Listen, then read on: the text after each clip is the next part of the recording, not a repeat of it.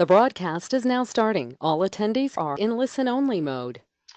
Good afternoon, ladies and gentlemen, boys and ghouls, and all the ships at sea. This is another Page One Power webinar, and this is the Halloween edition. We're talking about SEO horror stories and how to avoid becoming a victim to the terrible plot. So today's panel, you have myself, Colin, Quoth the Raven Eggleston, your friendly neighborhood marketing events coordinator, and we are joined today by two link building experts here. Taylor, the entombed Tomita. Thank you so much for joining us, Taylor. Hey.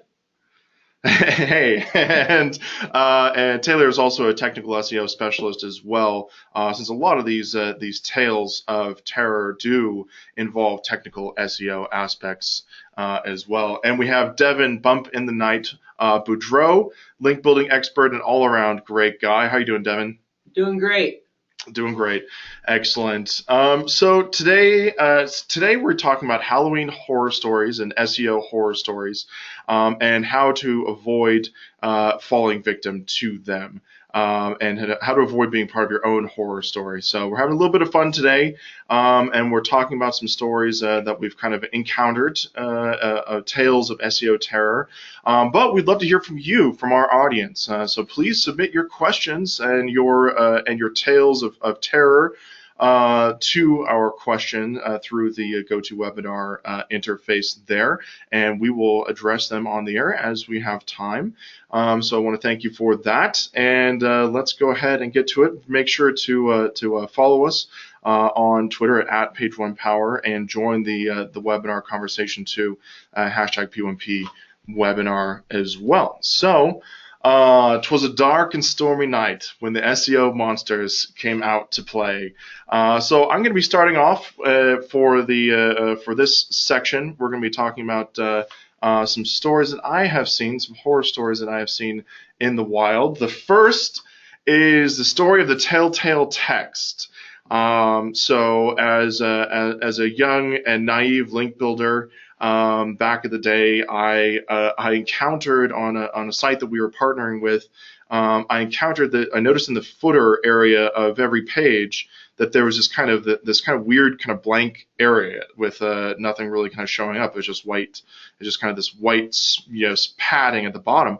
And when I highlighted it and kind of looked at what appeared when I highlighted that area, all these keywords, all this keyword stuffing appeared, that they had somehow had been white text on a white background that was also very small font, so that the casual observer would not notice it. But when we were kind of evaluating the website to work with them and partner with them, that was something that kind of jumped out.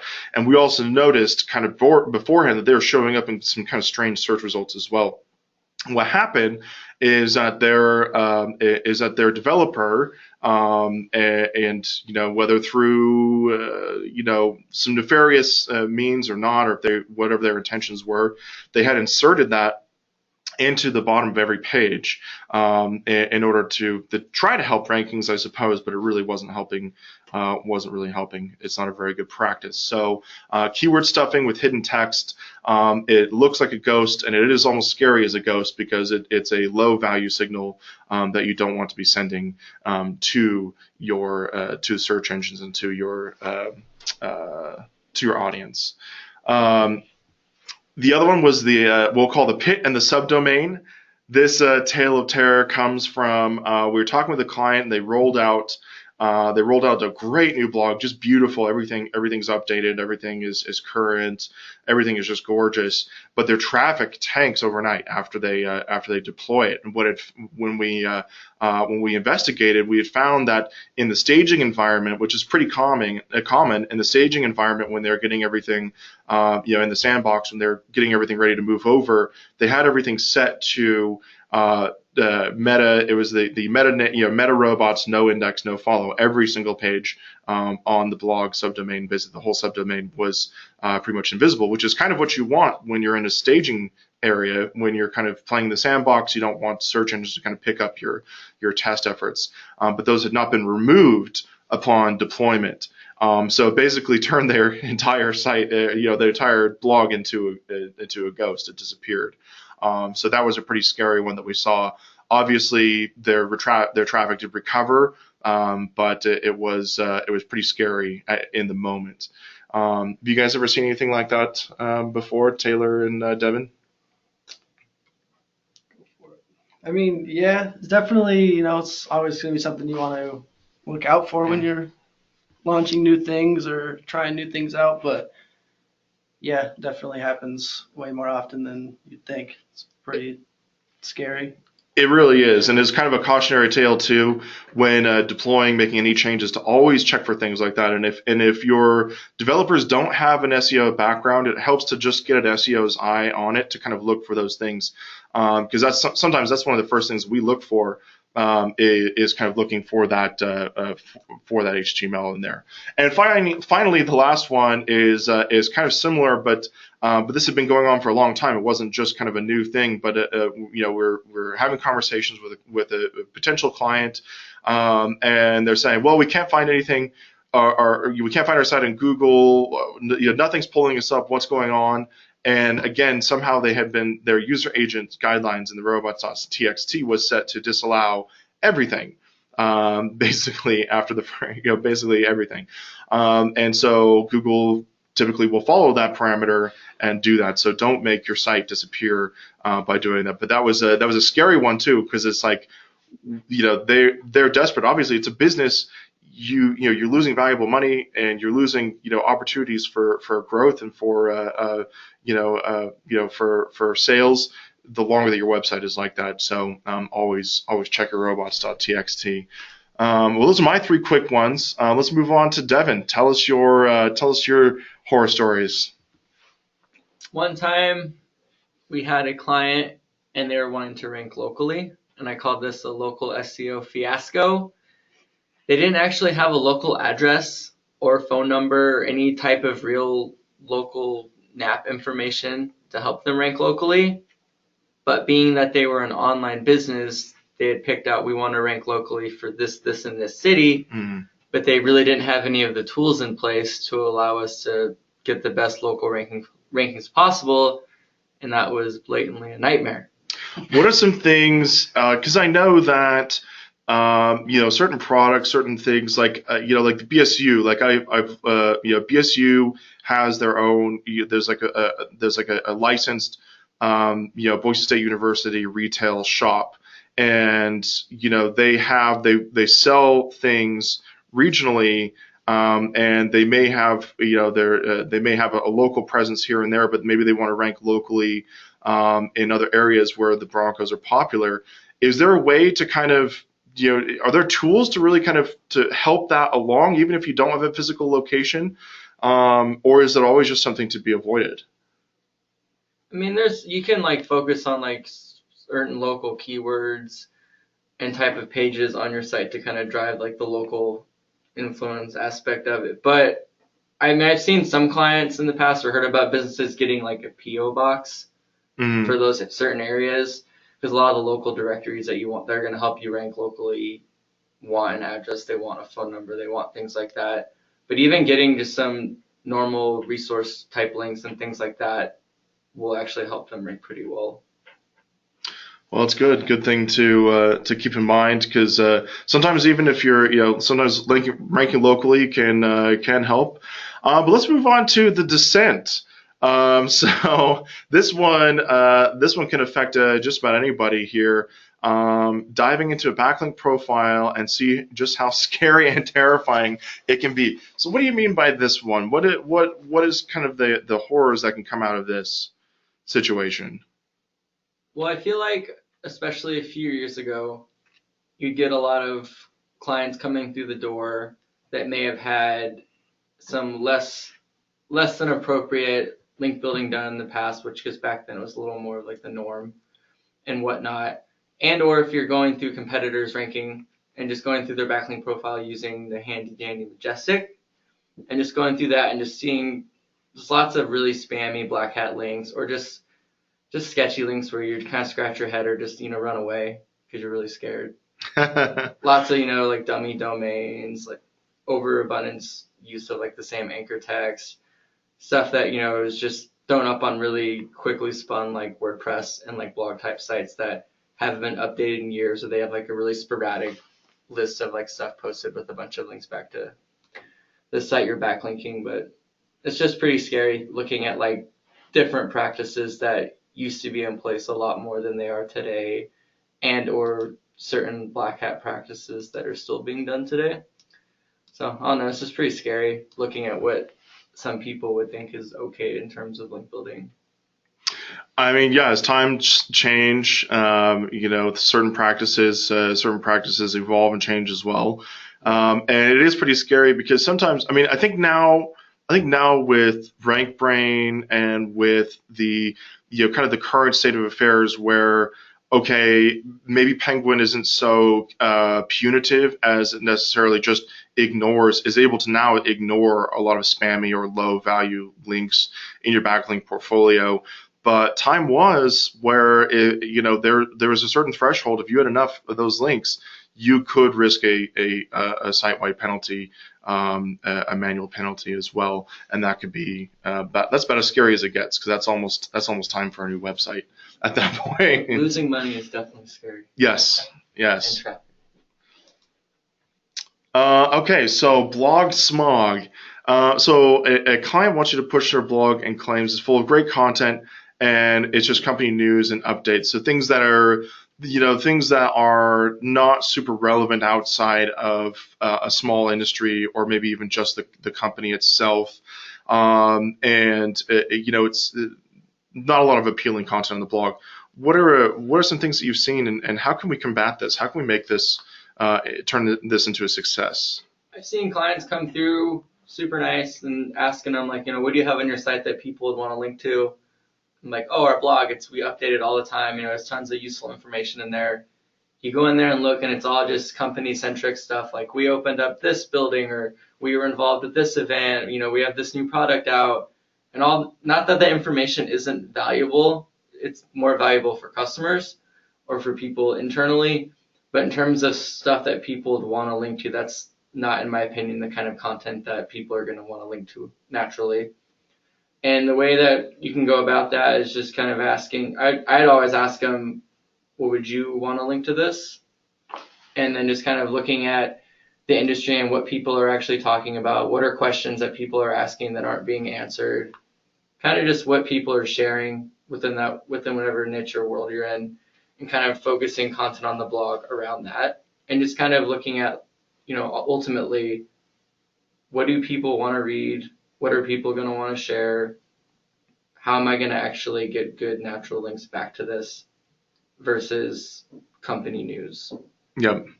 I think that you're absolutely right there, and I think that one of the most kind of powerful factors in a successful link building campaign is shareability. And it is content that is not only just good content, which good content could mean a really great company update or in an internal newsletter, but good content that is very shareable. And so in order to kind of avoid this horror story is to really have a robust blog that kind of takes things outside of company news and culture, and be able to share things within the industry or even within the broader realm of people outside the industry. Maybe something your clients would enjoy that's maybe tangential, or even just like tips and tricks. One of the great things is like, even if like I've seen a company that has a product line that is very industrial, very very even kind of like like B2B, that sells like conveyor belt parts for specific types of conveyor belts in industrial manufacturing, right? That's not exactly going to be trending on like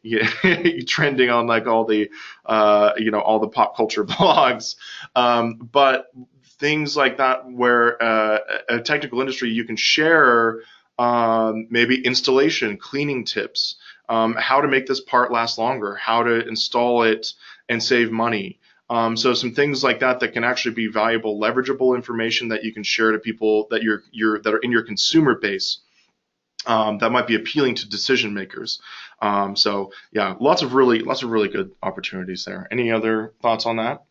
I just think the more that you can make your blog a hub for information and news focused more around your industry as opposed to just you, I think is going to drive more traffic to your site and get more people linking back to it. Yeah. With different types of links. I mean, I always kind of look at it, if you went to a party and someone just talked about themselves the whole time, how quickly would you walk away and start crying? Like, you'd be super bummed.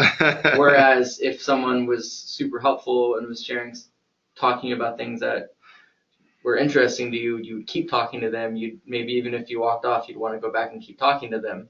So I kind of look at that in the same way of like, if you're going to have a blog on your company website. So.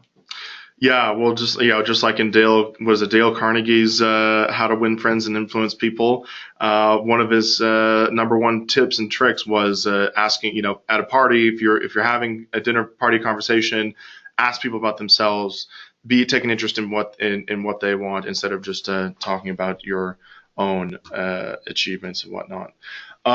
Silent night, deadly night. So when seasonality affects your link building, so now I think this is a very timely topic that is about to kind of rear its ugly head in this season. Tell us a little bit about this, Devin. You'll hit certain times of the year where people are busy. It's usually during holiday season. I feel like almost maybe like right around Halloween up till after New Year's, things get pretty busy. People aren't in the office as much. People are taking trips. People are just kind of, even internally, people are having office parties, different shenanigans and whatnot.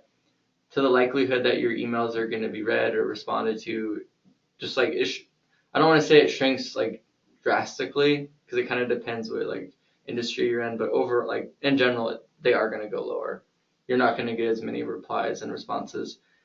To where what I like to do is front load my work a lot. I don't want to say like how many, like tenfold or whatever, but I'll just really like, maybe if I was going to send 20 emails, I'm going to try to send 40. Or if I found, 30 sites, I'm going to try to find 60 sites, just because you're going to have to do twice as much work to get those links in.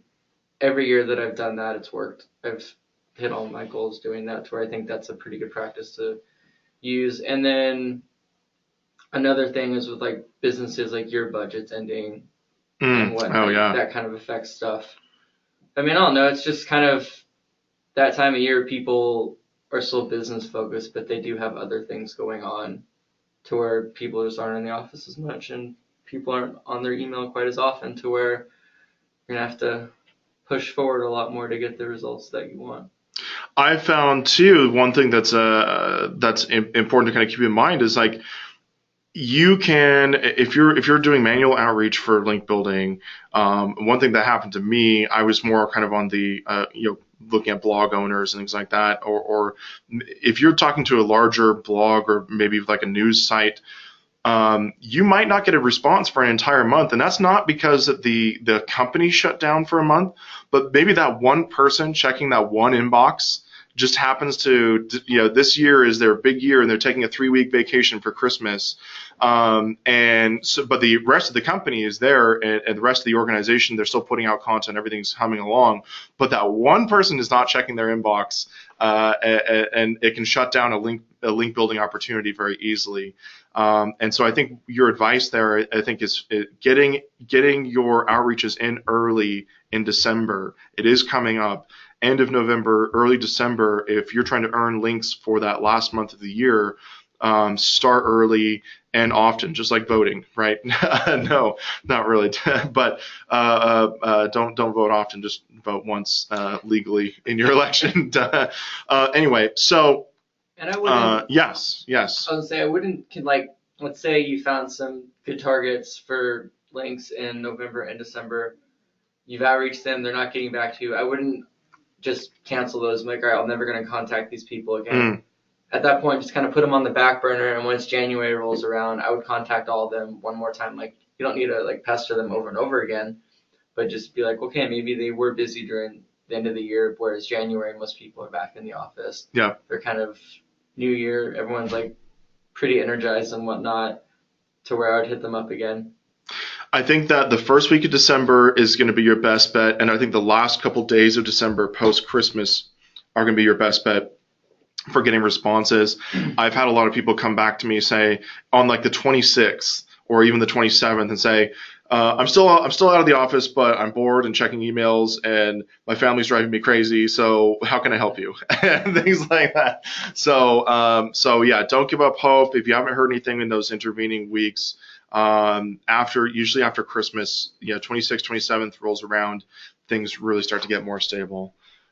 So that's a really good one. All right, moving on to Taylor. So Tale of the Outreach Zombie, back from the dead. When you send a link, request email, and several follow-ups, but never hear back. So tell us about this situation. This is not a pleasant situation. Yeah, it's usually a pretty sad time. It kind of relates back to the last slide we were on, but yeah, sending out link outreach, you send your original email, you try to do, 2 or 3 different follow-ups, and then you're just not hearing back from the site, and usually that's when you start having nightmares. But sometimes the outreach zombie comes out, and 2 months later you get an email in your inbox, and it's from the person you're trying to talk to, and they're like, "Oh, who are you? I didn't get your emails. What's up?" And ends up becoming not a nightmare at that point, because usually you can talk back and forth with them and try to get a link. But something that definitely happens a lot with just sending out emails is people are not very good at checking their inboxes.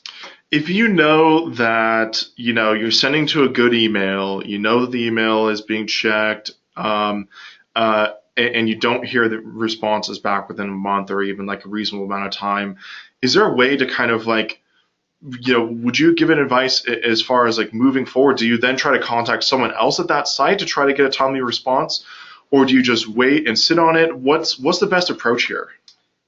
Typically what I'll do is, like after sending 2 or 3 different follow-ups, not hearing back, I'll usually do like a last effort to try to find a different email on the site, someone else to talk to, or even just, if you can find just like a general info at email address and just say, hey, I've been trying to like hit you guys up, could you get back in touch with me? I guess the advice would just be, don't give up, and try something else. Try emailing someone else, try hitting them up on social media like Twitter or Facebook, just anything to try to get in touch with someone before you just drop it. That's such a great point. If someone is kind of ghosting you via email, their inbox might be super full. You might not be getting through because sometimes spam filters can catch things kind of randomly and willy-nilly, so you don't know if you are actually being read and ignored, or just being caught in spam and never seeing you. So I think that's such a great piece of advice. Look outside the email, contact someone in another, if you can find them on social media. LinkedIn is a really good one because it's usually associated with the company. You can see that they work there. LinkedIn, Twitter, direct messages, or even just to tweet at them, right? And just say like, hey, I just sent you a couple emails. I'd love to get a hold of you. I just want to talk about this and that. So that's a really good way. So maybe moving on from the email, if you're not seeing a timely response, is really good. Would you say a phone number? If they had a phone number, try calling, or is that a little? Is that a bridge too far? Yeah, I personally probably wouldn't, just because I'm not trying to be on the phone all day. But I mean, could work, but I personally have never done that. Fair enough. But there are lots of ways to kind of get around that one. And so here's another one. So this is a little bit of a different one. So someone says, so you've had a conversation with someone, and it's like the council for organic coffee sellers, and maybe our client is an organic seller of coffee, right? Seller of organic coffee rather, and on their website, they have a list of certified organic coffee providers. They say, sure, I'll add your link. This is great. You definitely belong here. This is a great resource. And then they're gone. They don't get back to you. What do we do here?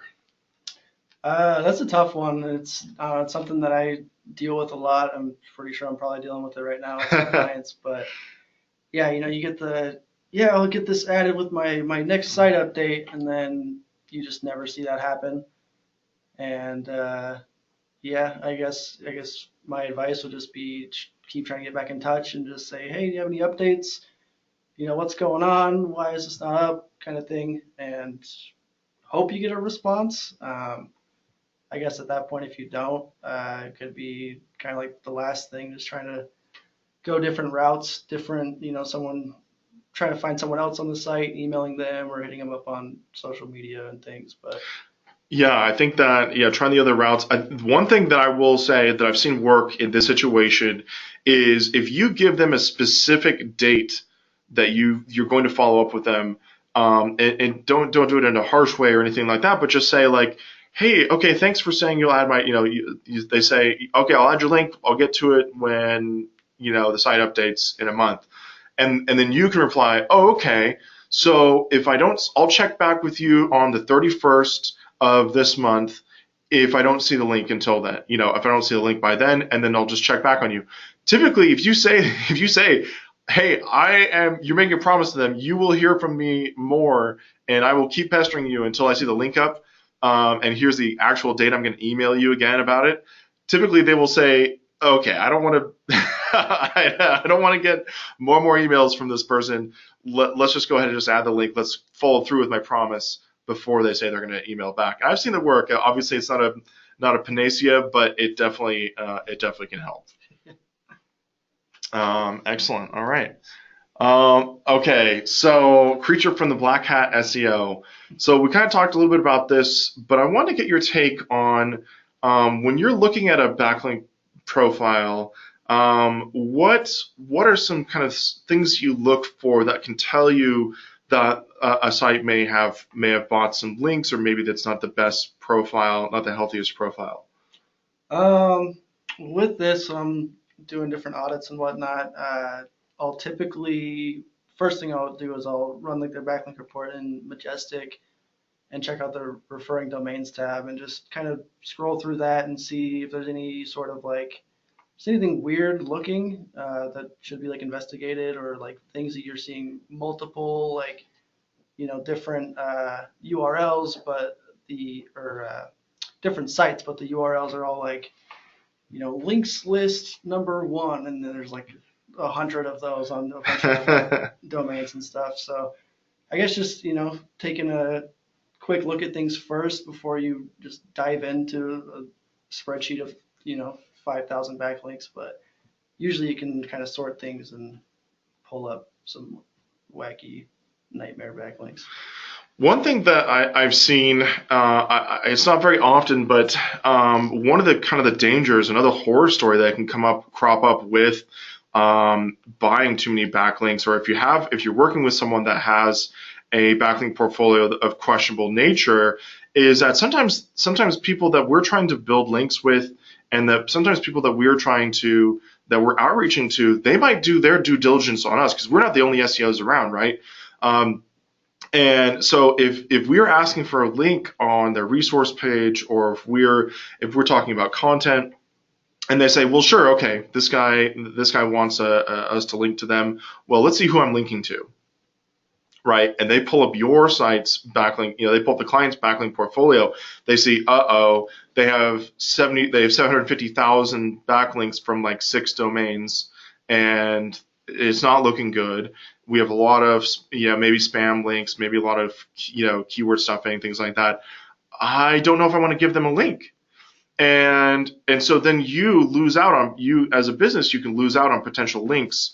Not even necessarily like a Google penalty or anything like that, but just somebody that says, hey, I don't really feel comfortable linking to a site that has a lot of these other links that may be nefarious, even though it will probably have little to no impact on them necessarily, but it's also it's someone that is doing the due diligence, because it's all public record, right?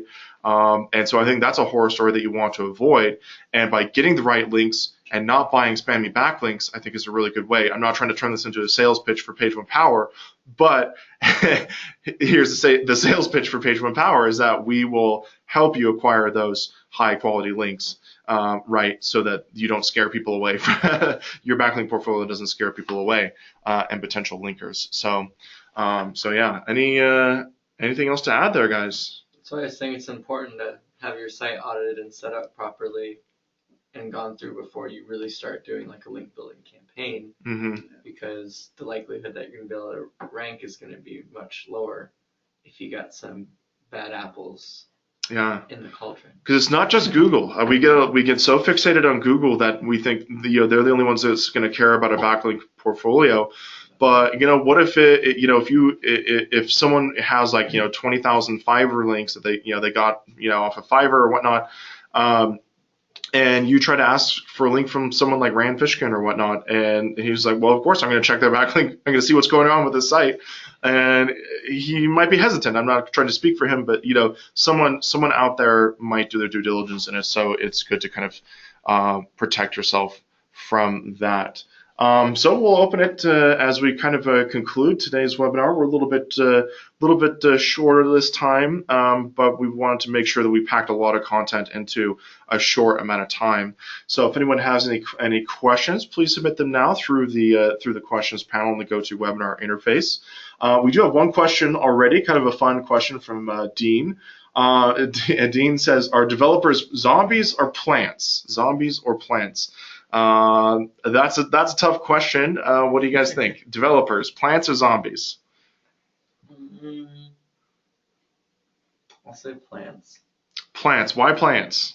Because plants are alive. Fair enough. Fair enough. Taylor? I don't know. I guess it depends on the developer, but I might combat Devin and say that they're zombies because sometimes they're pretty mean and could be. Maybe you're not familiar with the Venus flytrap. Fair enough. Things are definitely not nice. Fair enough. Very good. Well, I would say they're maybe closer to plants because the genetic code is very much like a HTML code, and plants have a very strict genetic code that they use to develop and whatnot. So closer to a plant. All right, we have another question here from Ryan. So Ryan says, what do you do when using a persona to outreach that is different gender than you are, and they want you to call them and talk to them about a link? So that's interesting. There's a lot of underpinnings there with that question, and it's a difficult one to answer. So my answer is to try to avoid that wherever possible.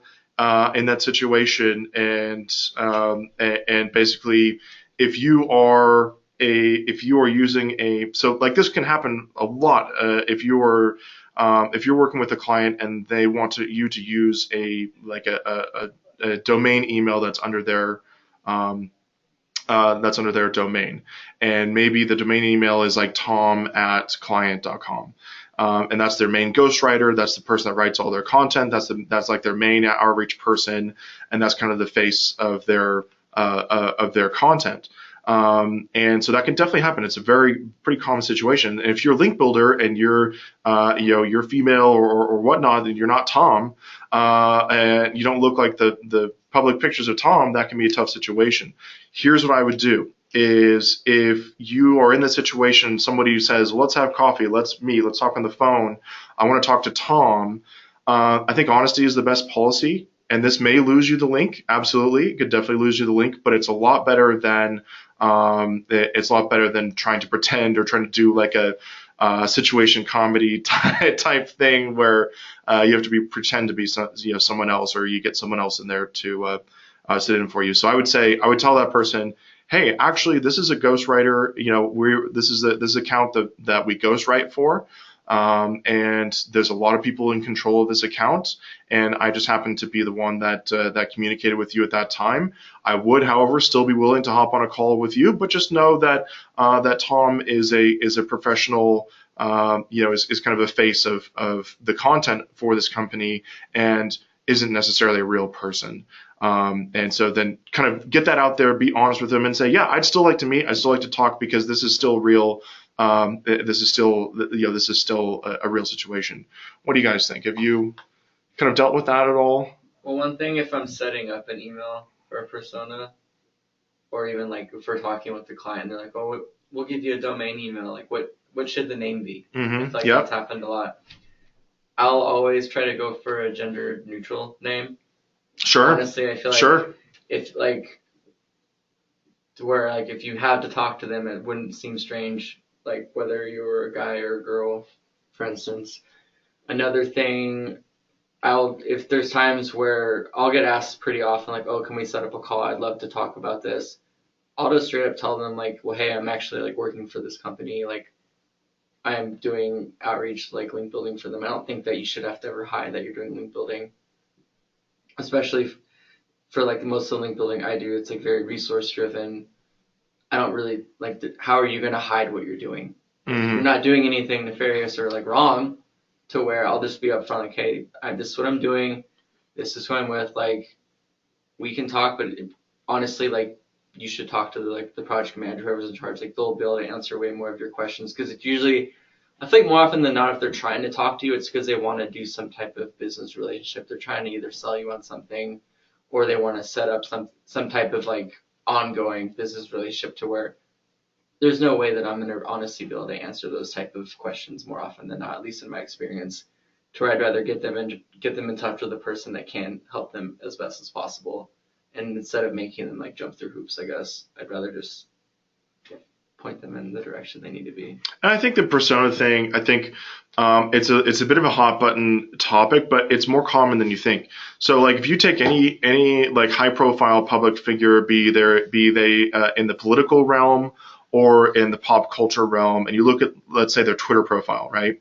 That person, that famous person, probably maybe 1 out of 10 tweets, maybe none at all. You know, some political candidates or whatnot will have an intern, will have a social media manager that is actually running that entire, social media campaign as the candidate, as the famous person, and maybe the famous person will feed them tweets or whatnot, but nothing will, a lot of things won't necessarily be typed by their own hand.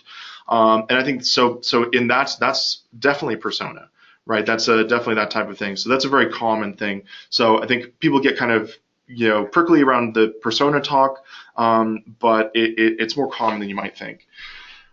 So great. Thank you so much for the great question, Ryan.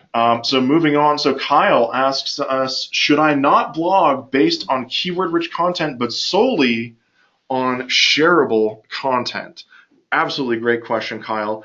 Let's take a swing at that. What do you think, Taylor?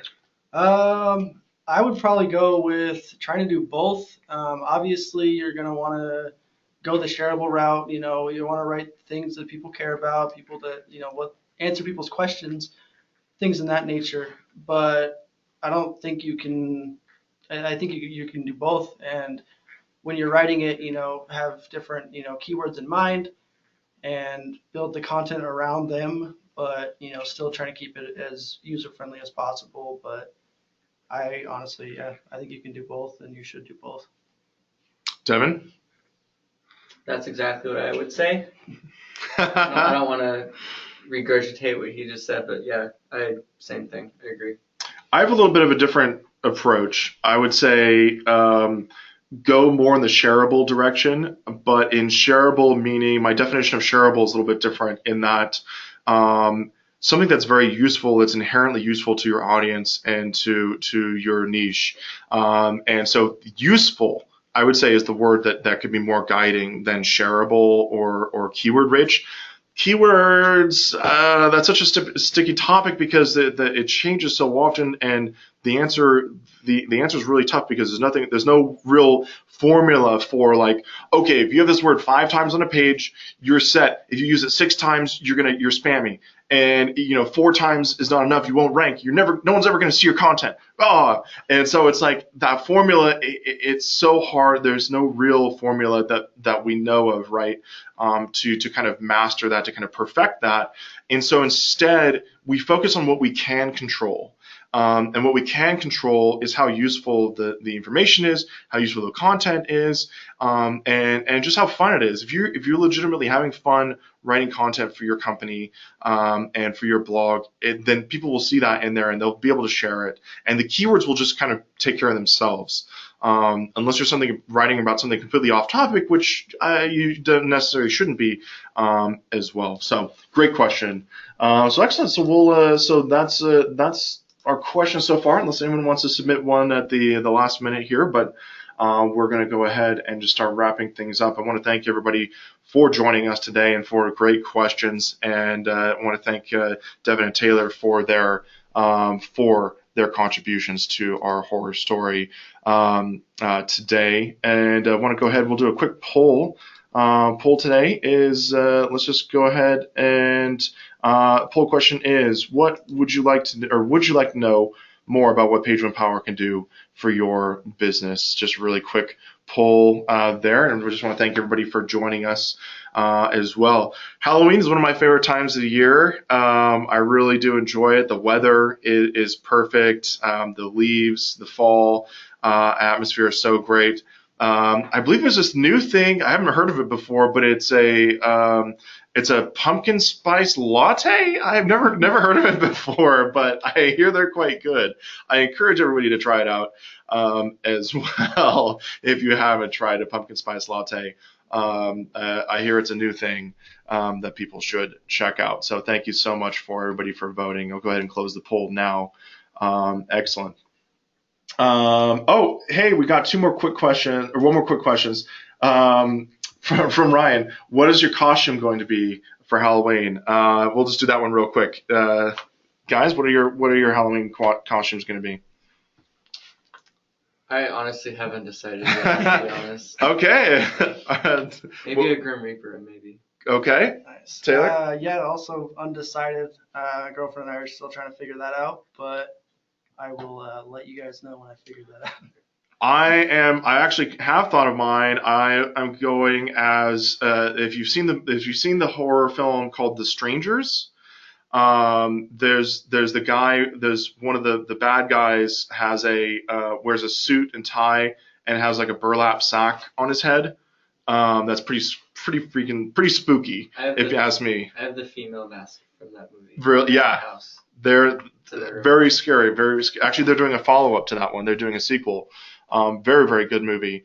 So anyway, I'm doing that costume just because it's kind of simple, but also it scared the daylights out of me. So so thank you. Okay, good questions there. So and for our parting thoughts today, kind of want to turn things to a different note here today. We've been having fun and talking about link building and SEO, but for our parting thoughts today, I didn't want to let this webinar pass without mentioning the terrible loss in the SEO and the link building community that we just heard last night. I believe is the parting of Eric Ward.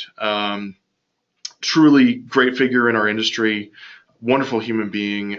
He will be missed. I've not had the opportunity to meet him in person, but our company wouldn't exist without him. Page One Power would not exist without him.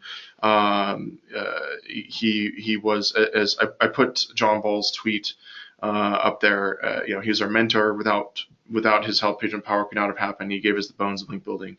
From John, very kind words, great words from John there as well. So, Eric, you will be missed. A lot of what we do today could not have been possible without you. So we thank you and wish the best for your family as well. I put a link down there in Search Engine Land for the Search Engine Land article that talks about it and where that picture is from. So you can learn more information, maybe for sending flowers or learning more about this man. So anyway, thank you so much, everybody, for joining us today, and have a great Halloween and a great rest of the year. Thanks so much, Devin and Taylor. Thank you. Stay spooky. All right. Thanks, guys. Thank you so much. And as always, link unto others as they would link unto you.